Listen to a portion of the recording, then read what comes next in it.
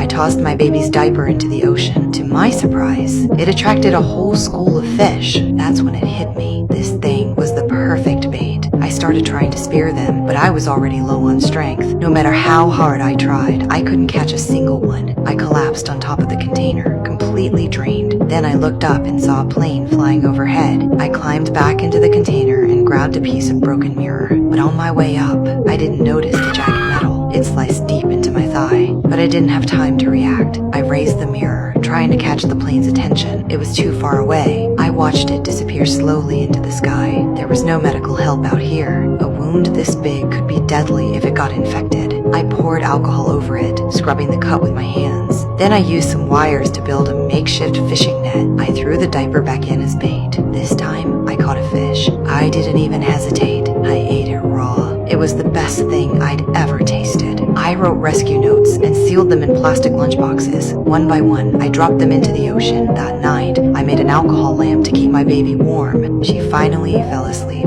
I was about to rest too. Then I heard something hitting the container. I climbed up with the lamp. It was the same lunchboxes I'd thrown earlier. They were floating back, banging against the container, but suddenly saw something worse. Water was flooding in fast. I rushed back down, trying to stop the leak, but it was useless. The container started to sink. I pushed myself to the surface, but my daughter was gone. I searched like a maniac. The ocean was pitch black. There was nothing to guide me.